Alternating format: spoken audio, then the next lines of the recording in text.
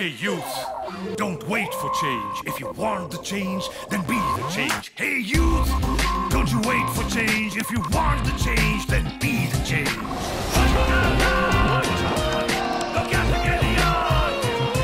चल youth, अब घर से निकल. चल youth, अब घर से निकल. चल youth, अब घर से निकल. चल youth, अब घर से निकल. दर्शको नमस्कार. BR न्यूज चॅनलच्या व्हॉइस ऑफ यूथ या कार्यक्रमामध्ये मी जयपाल खेडकर आपल्या सर्वांचं स्वागत करतो. आज कार्यक्रमामध्ये आपल्याशी चर्चा करण्यासाठी वंचित बहुजन आघाडीचे जिल्हा युवक अध्यक्ष विक्रांत गायकवाड हे उपस्थित आहेत. विक्रांत सर, आपण आमच्या स्टुडिओमध्ये आज आलात, त्यामुळे BR न्यूज चॅनल कडून मी आपलं स्वागत करतो. नमस्कार. नमस्कार सर, थँक्यू. तर सुरुवातीला मला आपल्याकडून जाणून घ्यायला आवडेल की आता या लोकसभेच्या रिंगणामध्ये वंचित बहुजन आघाडीच्या माध्यमातून एक नवीनच पक्ष किंवा एक नवीन आघाडी या रिंगणात उतरते. मग याचे जिल्हा युवक अध्यक्ष या पदापर्यंतची आपली वाटचाल कशी होती? जिल्हा युवक अध्यक्ष होण्याच्या आधी आमचे सत्यशोधक परिवार म्हणून संस्था होती.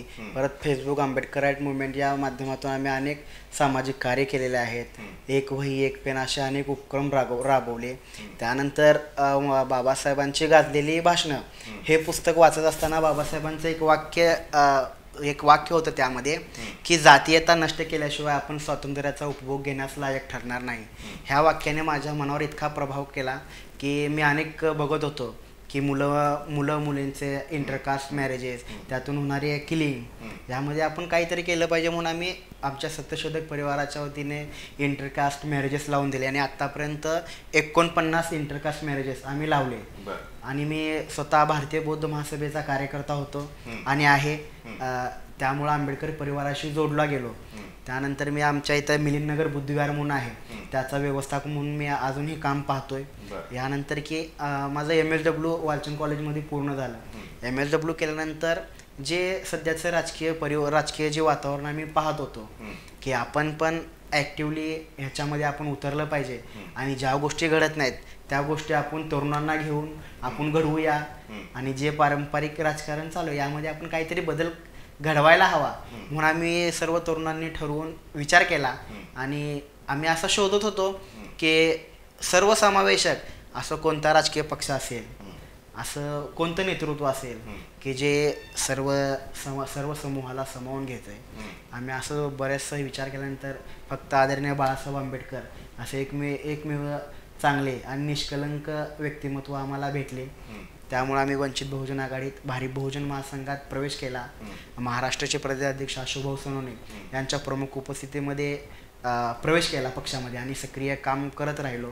काम करता करता माझ्या कामाची दखल घेऊन आमचे प्रदेश प्रमुख लक्ष्मण माने साहेब यांनी जिल्हा युवक अध्यक्ष म्हणून माझ्यावर जबाबदारी दिली आणि ती जबाबदारी मी स्वीकारून आता काम करतो. मग आता एक युवक अध्यक्ष म्हणून किंवा आपण म्हणत होता की सत्यशोधक परिवार याच्या माध्यमातून आपण बरीच सामाजिक कार्य केले. मग यावेळी समाजामध्ये जनतेमध्ये मिसळत असताना आजच्या घडीला एक समाजाच्या समस्या नेमक्या आपल्याला काय वाटतात? समाजाच्या समस्या अनेक आहेत. इव्हन समाजाच्या समस्या अनेक आहेत. आता आपण बघतोय विविध समाज विविध हे आहेत. आता धनगर समाजाचं म्हणजे आरक्षणाचा मुद्दा आहे, लिंगायत समाजाचा आरक्षणाचा मुद्दा आहे आणि ह्या मुद्द्याचं कुठंतरी भावनिक रूप देऊन लोकांना वेड्यात काढलं जाते आणि त्यांचं राजकारण करून बरेचसे राजकीय नेते राजकीय पक्ष त्यांचा उपयोग करून घेतात. हे आपण कुठंतरी बदललं पाहिजे म्हणून एक आम्ही वंचित बहुजन आघाडीची भूमिका घेऊन त्यांच्यासमोर जातोय आणि आम्हाला प्रतिसादही त्यांच्याकडून तेवढा मोठा मिळतो.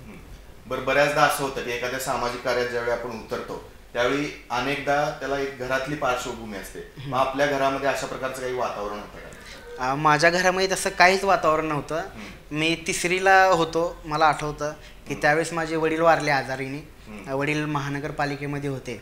वडिलांच्या जागी आई महानगरपालिकेमध्ये आरोग्य खात्यात काम करते आणि मी एज्युकेशन घेत वंचित बहुजन आघाडीचं काम करतो. मग हे सर्व होत असताना म्हणजे आता घरात ही वातावरण तसं काही नव्हतं. मग आज आपल्यामध्ये एक सामाजिक ओढ निर्माण झाली.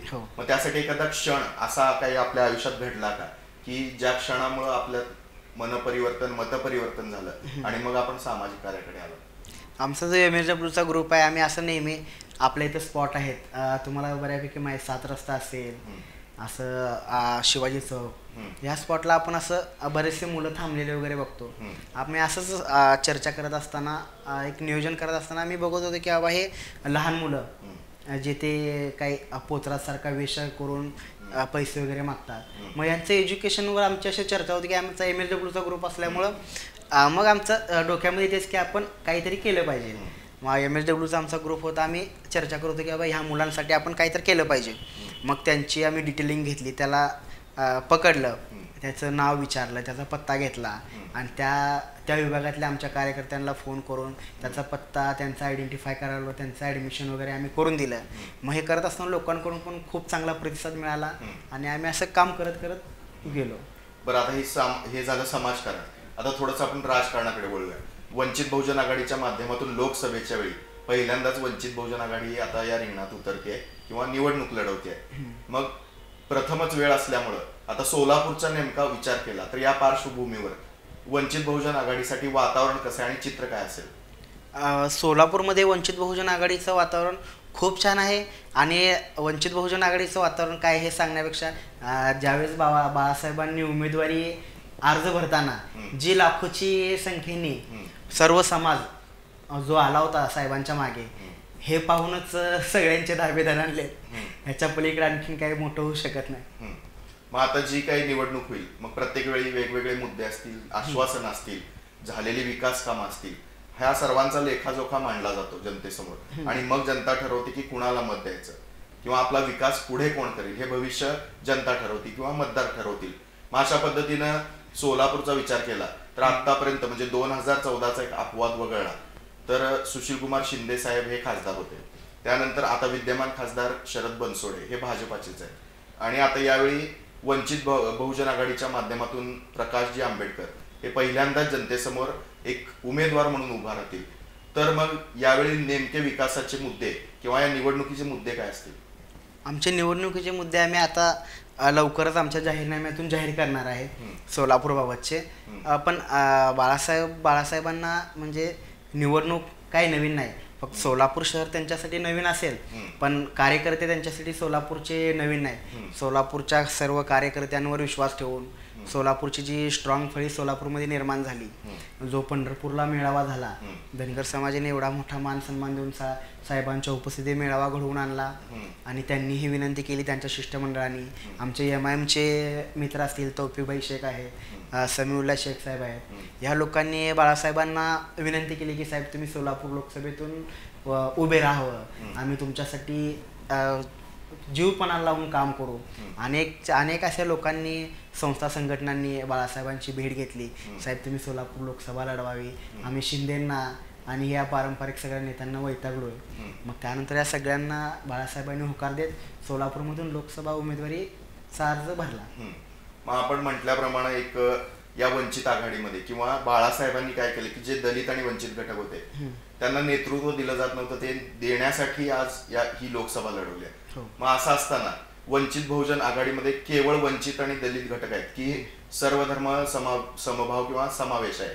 आमचं तर फक्त दलित किंवा वंचित नाही, यामध्ये दलितांमधील सर्व जाती पोटजाती आहेत, मुस्लिम समाजातील सर्व जाती पोटजाती आहेत, लिंगायत समाजातील सर्व जाती पोटजाती आहेत, हे नाथपंथी डवरी समाजातील आहेत. जो आत्तापर्यंत आपण म्हणजे क्वचित नाव ऐकत होतो, हा सर्व बहुजन समाज बाळासाहेब आंबेडकरांच्या आज पाठीशी दिसतोय. मग असं असताना जर प्रत्येक निवडणूक जी आहे वेगवेगळी गणितं मांडली जातात, समीकरणं केली जातात, मग खास करून ज्यावेळी जातीचा आणि धर्माचा मुद्दा येतो त्याचा देखील मोठा प्रभाव प्रत्येक निवडणुकीवर दिसतो. मग या ठिकाणी आता वंचित बहुजन आघाडीच्या माध्यमातून त्यांच्या विरोधामध्ये मग काँग्रेस पक्ष आणि भाजपा, मग भाजपा पक्षाचे जे उमेदवार आहेत डॉक्टर जयसिद्धेश्वर महास्वामी, तर हे लिंगायत समाजाचे आहेत आणि सोलापुरामध्ये लिंगायत समाज हा मोठा आहे. मग ही जी निवडणूक आहे ही वंचित बहुजन आघाडीसाठी मग जो लिंगायत समाज मोठा आहे तर अडथळा ठरेल का?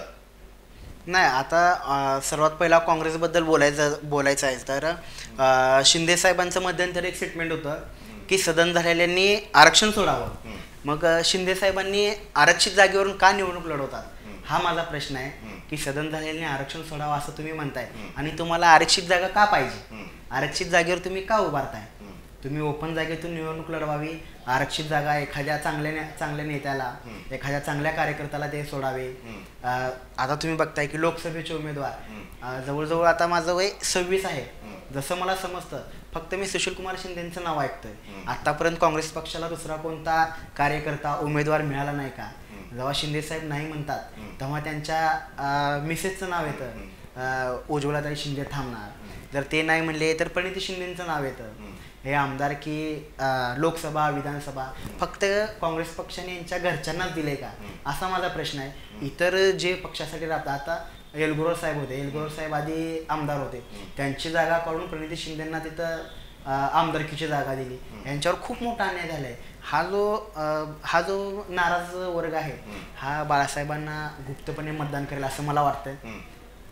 नाहीतर नाही, आपला प्रश्न जो होता तो आता हा काँग्रेस बाबतचा झाला. मात्र जय सिद्धेश्वर शिवाचार्य महास्वामी यांच्या मागे जो लिंगायत समाज आहे तर तो कितपत निर्णायक ठरेल? नाही, आता आपण निवडणुका बघतोय, निवडणुकीतील जो कोण उमेदवार असेल तर ते महास्वामी आहेत, ते पूजनीय आहेत लिंगायत समाजामध्ये. आता आपण कॅन्डिडेट पाहतोय, अशी चर्चा आहे तरुणांमधली. मी चर्चा सांगतो की मी ऐकलेली की तरुण म्हणतात की उमेदवार जो असतो तो लोकांच्या घरोघरी जातो, होम टू होम जाऊन प्रचार करतो, त्यांच्या पाया पडतो. आता हे स्वामी आहेत, स्वामी लोकांपर्यंत कसं जाणार, त्यांच्या पाया कसं पडणार, लोकांना रिक्वेस्ट कसं करणार? कारण हे मला वाटतं की बाबा आपण धर्मगुरू आहात, धर्मगुरू चांगली पिढी घडवण्यासाठी आपण काम करावं आणि याच्यातून आपण आपलं काम करावं. राजकारणात न पडलेलं बरं असं मला वाटतं. पण त्यांनी फॉर्म भरलेला आहे, त्यांनी तो आज वेळ आहे, त्यांनी तो मागं घ्यावा. आणि आज खरं तर दलित समाजाचे नेते म्हणून शिंदे साहेबांना ओळखलं जातं पूर्ण देशभरामध्ये. आतापर्यंत त्यांनी मोठमोठे पद उपभोगले आणि आंबेडकर चळवळीचं पण त्यांना ज्ञान आहे. आणि मग बाळासाहेब आंबेडकर थांबल्यात म्हणताना ते चळवळीचे एवढे सुज्ञ आहेत की त्यांना आजचा वेळ आहे. त्यांनी आज त्यांचा उमेदवारी अर्ज मागं जर काढून घेतले तर इतिहासामध्ये सुवर्णाक्षरात त्यांचं नाव कोरलं जाईल.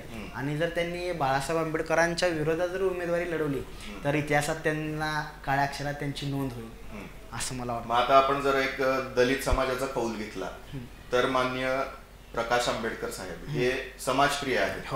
त्यानंतर दुसरीकडेच विचार केला तर आपला मूळतः सोलापूरचा जो मतदारसंघ आहे तो आरक्षित आहे. मग शिंदे साहेब देखील, सुशीलकुमारजी शिंदे जे आहेत ते देखील दलित समाजातून प्रतिनिधित्व करतात किंवा आजपर्यंत त्यांनी निवडणूक लढवली आहे. मग असं होईल का की जो काही समाज आहे किंवा जी मतं आहेत ती मग विभागली जातील? याबद्दल काय वाटतं आपल्याला? नाही, मतं विभागली जाणार नाहीत. कारण शिंदे साहेबांचे जे काम करणारे कार्यकर्ते होते, आता आपण बघतोय की विष्णुपंत तात्या कोटे, तात्या असताना शिंदे साहेब सोलापूरमध्ये कधी येतच नव्हते. तात्या संपूर्ण प्रचार करणार आणि शिंदे साहेबांना निवडून आणण्याची जबाबदारी घेत होते. त्यांनी तो पक्ष सोडून त्यांनी शिवसेनेत गेलेत. त्यांचं खूप मोठं नुकसान झाले. परत सुधीर खरटमध्ये त्यांनी जाऊन परत पक्षात प्रवेश केला आहे. पण अंतर्गत आणखीन त्यांच्यामध्ये वाद आहे. आणि जो पारंपरिक आतापर्यंत शिंदे साहेबांना म्हणजे दलितांचे नेते म्हणूनच काँग्रेस पक्ष किंवा हे असं काय नाही की आपल्या म्हणजे दलितांमधलं एक नेतृत्व आहे आणि मोठं नेतृत्व आहे, आपल्या समस्या सर्व प्रश्न सोडवतील म्हणून जे लोक म्हणजे हे जात होते शिंदे साहेबांकडे की आमचे प्रश्न सुटतील, जे ते त्यांचे सामाजिक संस्था वगैरे आहेत, आमचे GM संस्थेचे बाळासाहेब वाघमारे असतील, आमचे रवी गायकवाड असतील, कुणाल भैया बाबरे असतील, अजित भाऊ गायकवाड आहेत, दशरथ भाऊ कसबे आहेत, ह्या सर्वांनी आदरणीय बाळासाहेब आंबेडकरांना पाठिंबा देऊन हे दाखवून दिलं की फक्त आता पूर्ण जो दलित समाज आहे, एकूण दलित समाजच नाही, सोलापूरमधला किंवा महाराष्ट्रभरमधला सर्व दलित समाज, सर्व नेते एकत्र येत आहेत आणि बाळासाहेबांच्या पाठीशी उभा राहत आहेत. त्यामुळं जो आत्तापर्यंत शिंदे साहेबांनी यांच्याच जीवावर सोलापूर शहरामध्ये राज्य केलं, यांचं फक्त मतासाठी उपयोग केला, त्यांना त्यांची चूक कळून आलेली आहे. ते लोक आता बाळासाहेबांच्या पाठीशी आहेत. बाळासाहेबांना ते खुल्लं त्यांच्या समोरून काम करत आहेत. त्यांनी जबाबदारी बाळासाहेबांना मागतायत की साहेब तुम्ही आम्हाला जबाबदारी द्या, आम्ही ते काम करू.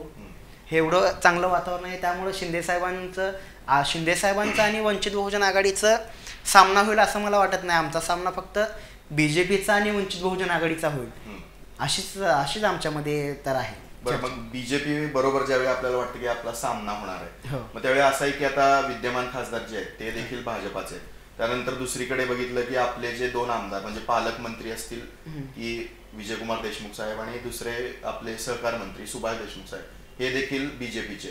त्यानंतर सोलापूर महानगरपालिकेमध्ये 50वर नगरसेवक त्यांचे, म्हणजे एक सत्ता जी आहे ती बीजेपीची आहे. मग इतकं संख्याबळ आहे, मग हे नक्कीच वंचित बहुजन आघाडीसाठी एक आव्हान म्हणावं लागेल. नाही, आव्हान म्हणता येणार नाही की बीजेपी मध्ये आता सोलापूर शहरामध्ये काय काय झालंय तुम्हाला माहित आहे. धनगर समाजाचे मोठे नेते आहेत सुरेश अण्णा पाटील साहेब, यांच्यावर जुना राग काढून ते विधानसभेसाठी अर्ज त्यांनी दाखल केला होता. त्यांचं म्हणणं होतं की बाबा पालकमंत्र्यांनी आणि अनेक लोकांची त्यांनी नावं घेतलीत, या लोकांनी माझ्यावर विषबाधा केली आणि प्रचंड जो धनगर समाज आहे त्यांच्या पाठीमागे असलेला तो प्रचंड बीजेपीवर नाराज आहे, बीजेपीवर प्रचंड नाराज आहे. त्यामुळं हे खरं तर हे माणुसकीला काळीमा फासणारी घटना आहे की असा वाद म्हणजे अशाने काही होत नसतं, त्यांच्यावर विषबाधा झाली. हे कुठं तर चुकतंय. आदरणीय सुजातसाहेब आंबेडकर सोलापूरमध्ये आले होते, त्यांना आमचे धनगर समाजाचे नेते अर्जुनदादा सलगरांनी कल्पना दिली की असं असं सुरेश अण्णा पाटील आपले नेते आहेत, बरेचसे त्यांच्याशी आहे, आपण त्यांना भेट देऊया. त्यांच्या विनंतीला मान देऊन सुजात साहेबांनी त्यांना भेट दिली, त्यांच्याशी बरीचशी चर्चा झाली. सुरेश अण्णा पाटलांनी हातात हात देऊन सांगितलं की साहेब तुम्ही आदेश द्या, मला जरी उठता येत नसलं बसता येत नसलं मी फोनवरून सगळं तुमचं काम करेन आणि वंचित बहुजन आघाडीचं सोलापूरमध्ये जे काय असेल मला तुम्ही जबाबदारी द्या, मी फोनवरून सगळं करेन असं त्यांनी आम्हाला आश्वासन दिलं. मग आता प्रकाशजी आंबेडकर यांची उमेदवारी ज्यावेळी जाहीर झाली, उमेदवारी अर्ज भरला गेला, तेव्हापासून सुजातजी आंबेडकर हे सोलापुरात आहेत. मग एक युवक अध्यक्ष म्हणून आपण त्यांच्याबरोबर समाजामध्ये भेटीगाठी घेताना किंवा वावरताना एक समाजाचं मत किंवा म्हणणं काय आहे आपल्याला वाटतं? आतापर्यंत सोलापूरच्या जनतेने अनेक लोकांना संधी दिल्या. पहिला शिंदे साहेबांना संधी दिली, परत शिंदे साहेबांच्या या राजकारणाला शिंदे साहेब अनेक दिवस सोलापूरमध्ये गैरहजर असतात, महिन्यातून 1-2 वेळेस कधीतरी येतात. त्यामुळं हे लोक जे त्यांच्यावर बंगल्यावर होतात आणि मध्यंतरी खूप मोठं म्हणजे चुकीचं त्यांनी बोललं होतं की मुस्लिम समाजाला की हे मस्जिद वगैरे बांधण्यासाठी भीक मागण्यासाठी माझ्याकडे येतात, असं पण त्यांनी काहीतरी चुकीचं बोललं. त्यामुळे मुस्लिम समाजामध्ये पण प्रचंड नाराजी आहे. आणि स्वतः तौफिकभाई शेख MIMचे नेतृत्व सोलापूर शहरात करतात. बाळासाहेब आंबेडकरांनी त्यांच्याच म्हणजे आम्हाला एकचा टाईम दिला होता. उमेदवारी अर्ज भरत असताना तौफिकभाई शेख यांनी 2 व्हीलर गाडी चालवली, साहेब त्यांच्या पाठीमागे बसून बाळासाहेब आणि तौफिकभाई शेख स्वतः उमेदवारी अर्ज दाखल करण्यासाठी गेले. हा कुठंतरी म्हणजे चमत्कार आणि एक आत्मीयता बाळासाहेबांबद्दल सोलापूर शहरामध्ये जिल्ह्यामध्ये या मतदारसंघात झालेली आहे. त्यामुळं आम्हाला याचा खूप मोठा फायदा होईल. आणि हे जे आत्तापर्यंत ह्या राजकारणाला वैतागलेले आहेत, सोलापूरच्या नागरिकांनी शिंदेसाहेबांना संधी दिली. शिंदेसाहेबांनी फक्त जे पारंपरिक त्यांचे एक 10-20 वर्षाखालचे काम आहे तेच सारखं रेटून तेच सांगितलं जातं. नवीन काहीच काम नाही. इलेक्शन आले की हे लोक म्हणतात, एक ते ब्रीदवाक्य आहे आपले महानगरपालिकेवर वाचलं होतं, सर्वजन हिताय सर्वजन सुखाय. पण इलेक्शन जेव्हा पूर्ण संपून जातं तेव्हा ते फक्त कार्यकर्ता हित आणि पाहुणे मंडळी सुखायच काम करताना दिसलेले आहेत. आतापर्यंत ज्यांच्याजवळ जो गरीब कार्यकर्ता जात होता, त्यांचे कामं करत होता, त्यांच्यासाठी ह्या लोकांनी काहीच नाही केलं. त्यामुळं हा पण जो वर्ग आहे तो बाळासाहेबांना मतदान करेल असं वाटतं. पण आता आपण बऱ्याच वेळा म्हणतो की जनता सुशिक्षित झाली आहे आणि जी काही मतं देणार आहे किंवा ज्याला मत देणार आहे ते आपला सर्व विचार करून ती जनता देईल. मग बऱ्याच वेळा काय होतं की अलीकडे जनतेला काय पाहिजे की विकास पाहिजे, मग तो सामाजिक असेल किंवा आर्थिकदृष्ट्या सबळ होण्यासाठी जे काही पाहिजे ती जनता मागते. मग असं असताना दृश्य कामं जे आहेत त्याला जनता कौल देणार हे मात्र नक्की आहे. मग असं असताना आता एक मागच्या अनुभवावर शिंदे साहेबांनी केलेली कामं ते ठळक करत आहेत, मग ते केलेली कामं दृश्य आहेत. मग तशा पद्धतीनं बाळासाहेबांनी या मतदारसंघासाठी काय दृश्य काम केलं असं वाटतं? सगळ्यात मोठं म्हणजे बाळासाहेबांनी सोलापूर मतदारसंघासाठी काय काम केलं ह्यापेक्षा मला सांगायला आनंद होईल की बाळासाहेब आंबेडकरांनी पूर्ण महाराष्ट्रासाठी देशभरासाठी ह्या विकास कामांपेक्षा जो हा वंचित समूह वेगवेगळ्या ह्याच्यामध्ये विभागला गेला होता, त्यांच्या जातीमध्ये, त्यांच्या धर्मामध्ये, त्यांच्या वैयक्तिक वैचारिक ह्याच्यामध्ये या सर्व लोकांना एकत्र केले. हे विकास कामाच्या पेक्षाही मोठं परिवर्तन जे आत्तापर्यंत कोणत्याच राजकीय नेत्याला, राजकीय पक्षाला जमलं नाही. ते बाळासाहेबांनी केले. आणि हा जो वर्ग आपापले काय मतभेद होते हे सगळं विसरून एकत्र येत आहे. आणि ह्यानंतर जर आपले उमेदवार निवडून आले, ह्यानंतर आपल्या हातात जर लोकांनी विश्वास ठेवून आपल्या हाती सत्ता दिली, तर विकास कामं आम्ही असे करू की जिथं ज्या ठिकाणी लोकांच्या नजर दिसेल सोलापूरचं पूर्ण चित्र नक्की आम्ही बदलू असं आम्हाला वाटतं. मग आता या तिरंगी लढतीमध्ये हे झालं काँग्रेसबाबत.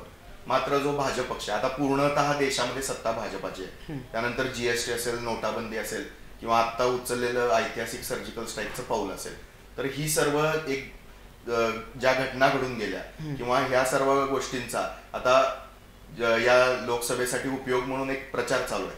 मग यामध्ये बाळासाहेबांसाठी जमेची बाजू काय म्हणता येईल आपल्याला? बाळासाहेबांसाठी जमेची बाजू जर सांगायची झाली, जर बाळासाहेबांसाठी जमेची बाजू आहे की आत्तापर्यंत जी लोक आहेत, जी लोक यांचे कार्यकर्ते होते, राष्ट्रवादीचे, काँग्रेसचे, शिवसेनेचे, BJPचे किंवा अन्य पक्षांचे जे कार्यकर्ते होते ते सर्व समाजातले होते. ज्या समाजातले होते त्यांना आत्तापर्यंत कोणीच उमेदवारी दिली नाही, त्यांचं नेतृत्व समोर येऊ दिलं नाही. प्रत्येक वेळेस त्यांना दाबले गेले. आणि तुम्हाला माहिती आहे सोलापूरचं राजकारण काय आहे. अनेक त्यांच्यावर खोटे केसेस करून जर तो बंडखोरी करत असेल तर त्याच्यावर खोटे केसेस करून त्याला अडकावलं जातं.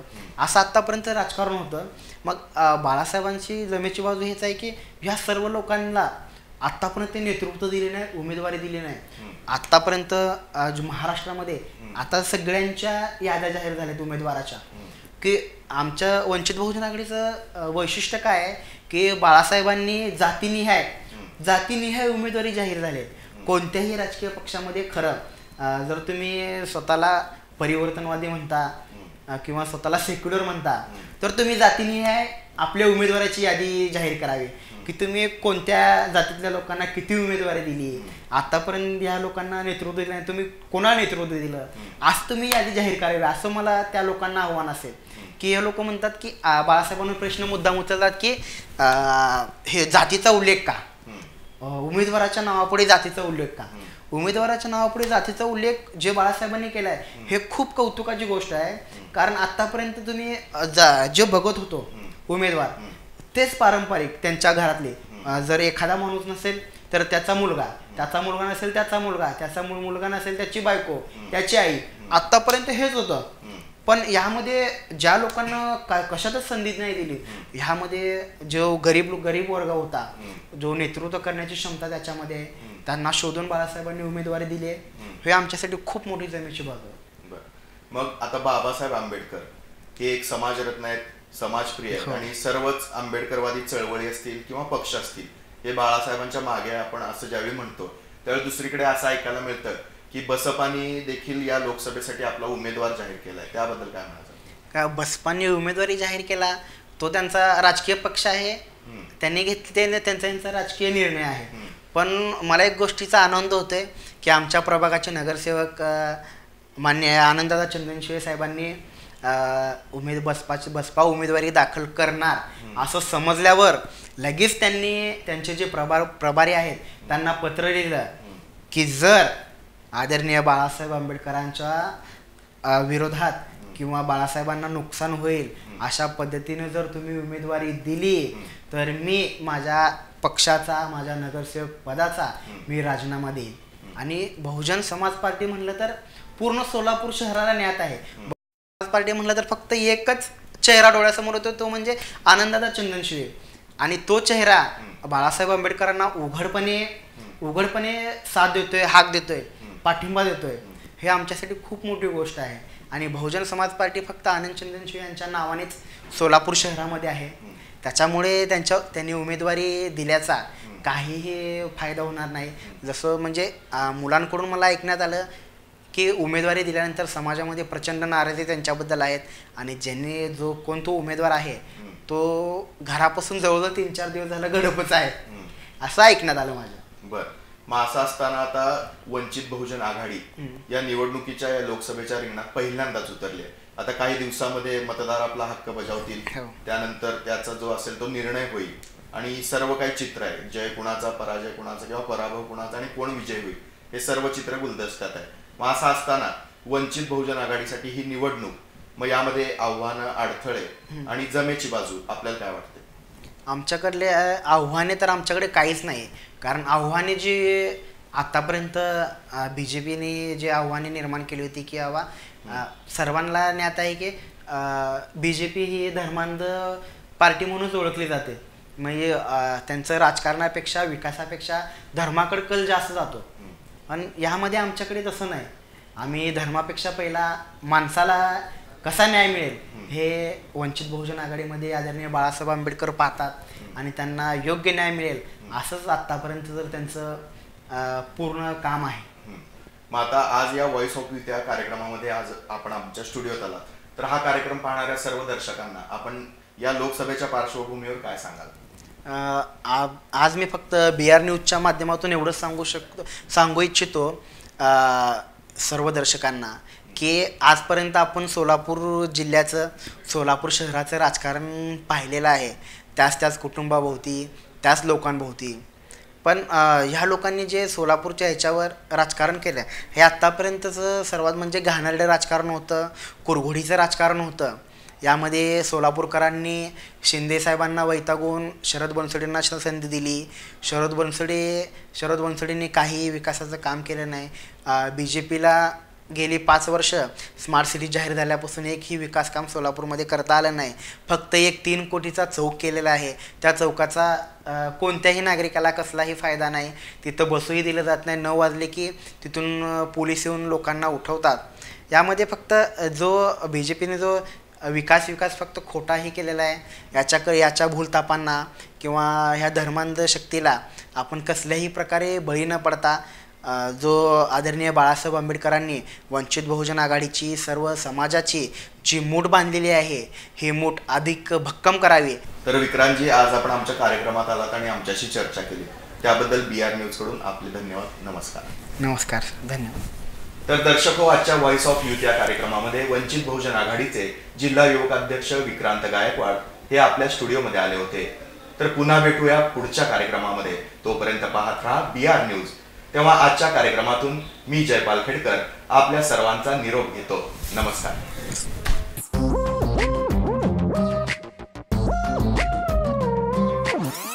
Hey youth, don't wait for change. If you want the change, then be the change. Hey youth, don't you wait for change. If you want the change, then be the change.